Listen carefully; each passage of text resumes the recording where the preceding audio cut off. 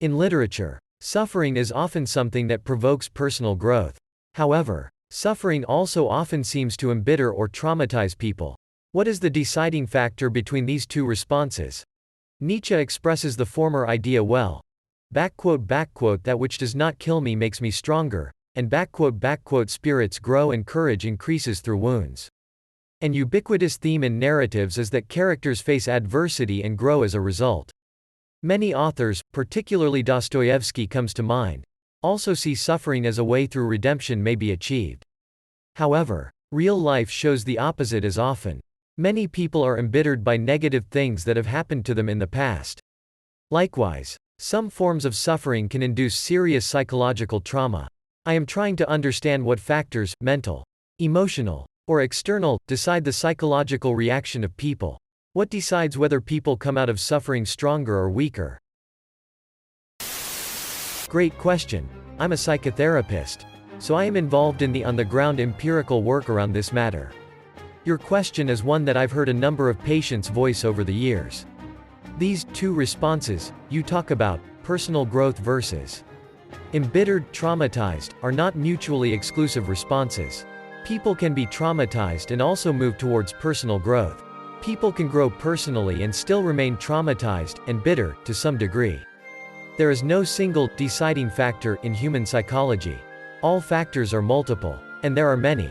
Research shows that psychotherapy works, and that it can help people heal from trauma. Among the multiple factors include gender. More women than men go to psychotherapy. Why is that? Again, the answer has multiple threads.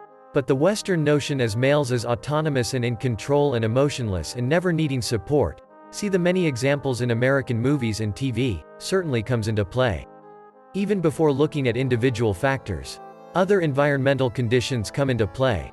For most people in America, accessing mental health services requires insurance. And the amount of co-pays and deductibles, the parts the patients pay for, has been skyrocketing in recent years. If I have to choose between going to therapy and eating, I'm going to choose eating, which means that my trauma may never be addressed or given the appropriate conditions to heal. Also, rather than thinking that either people engage in personal growth or people remain stuck in bitterness and trauma, think of it more as both and. Here, the notion of polarities, similar to a continuum, has been helpful for me.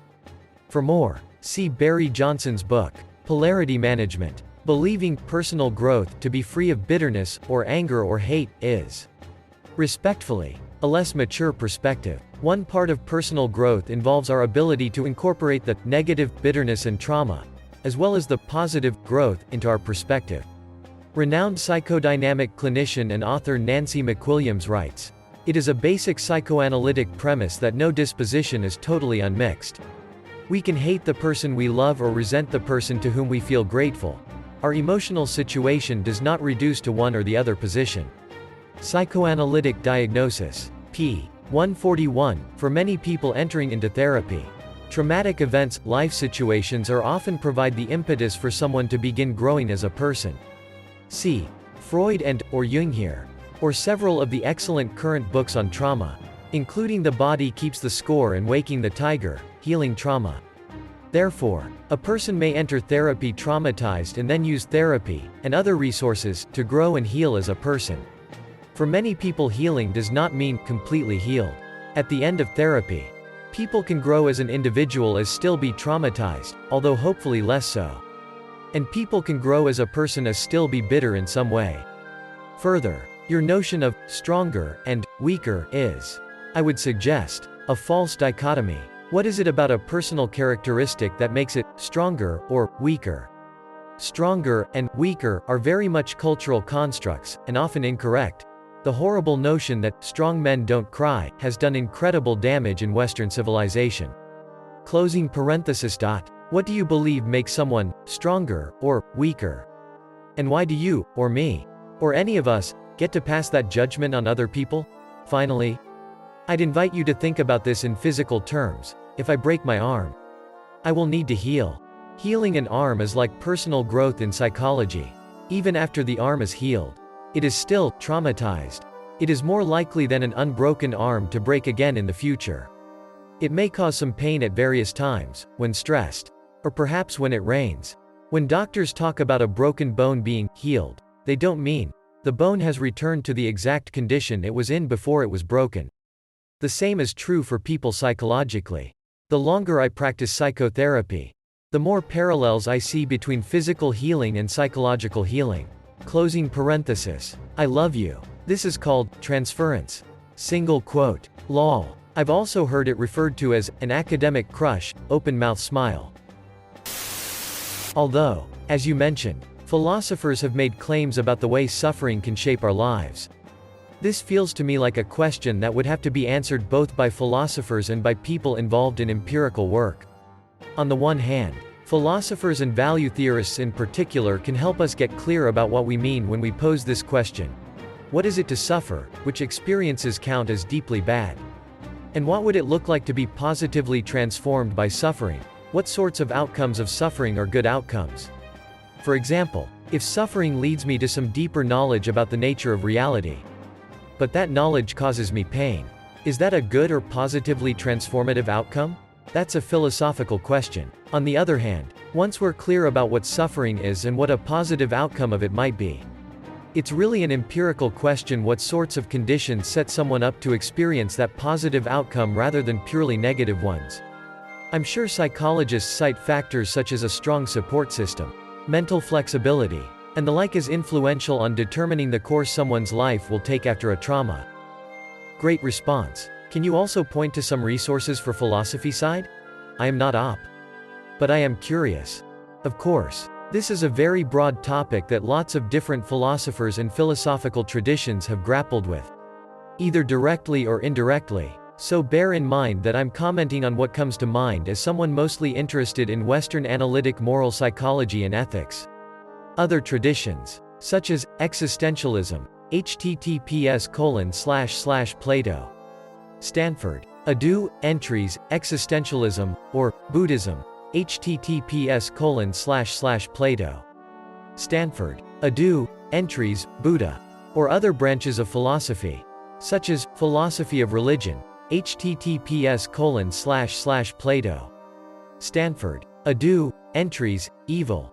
Certainly have relevant thoughts to offer. In analytic philosophy, the literature on well-being, https://Plato. Stanford. Adu, entries, well-being, would probably be most relevant to this topic. Philosophers studying well-being ask what makes a person's life go well for them: pleasure, desire, satisfaction, knowledge, some combination of all of the above? We might think we need a good account of what well-being is if we are going to judge whether a trauma made someone's life go better or worse for them in the long run. Of course, this is only relevant if we're solely interested in thinking of personal growth in terms of an improvement in personal well-being. We might think there are other kinds of growth that a person could undergo post-trauma that may or may not involve an improvement in their well-being. For example, the person could grow as an epistemic or a moral agent, improve their ability to understand the world, or to act rightly. There's been a lot of recent literature on the notion of transformative experiences, https://n. Wikipedia.org, wiki, transformative_experience #. Text equals transformative %20 experience %20 is %20 a %202014. One's %20 physical %20 or %20 mental %20 capabilities. That seems relevant here. The literature mostly focuses on problems for decision theory raised by transformative experiences that people choose. But some philosophers have expanded https://www. NCBI, NLM, NIH, Government, PMC, Articles, PMC 7217260, the discussion to include traumas that are inflicted on people and to discuss implications for these individuals' self-understanding. Finally, since trauma fundamentally impacts our emotions, I have personally found the literature in philosophy of emotions to be illuminating in thinking about the role of traumas in our lives. Martha Nussbaum's excellent book, https://philpapers.org, rec, NUSUOT2, on the emotions includes grief as a central point of discussion. And Peter Goldie's work, https://philpapers.org. Org, Rec, GOLTMI, on the role of emotions in our lived narratives also contains significant discussion of grief and trauma.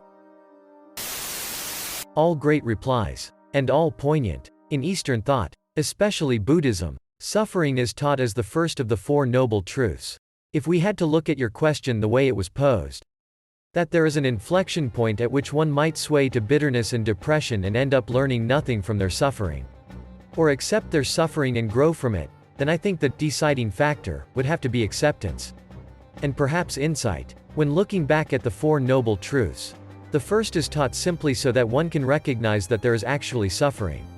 First one must recognize, acknowledge and accept it, then you can begin to look into why you suffer. The second noble truth, the cause. Having looked deeply, one could gain some insight into one's suffering and find that even though there are gross forms of suffering such as raw pain, disability, memories of trauma, etc., one could also see that much of why we suffer comes down to a few key concepts. Universal truths that we fundamentally don't actually accept, like impermanence for example. If we truly accepted it, we would know that nothing lasts. That our family members dying is simply natural. And that all things end, change, transmute, after which comes cessation. In this view, depression is nothing more than the mind's fixation on things that it refuses to accept. Universal truths that it cannot abide. Letting go of this, one could move beyond suffering.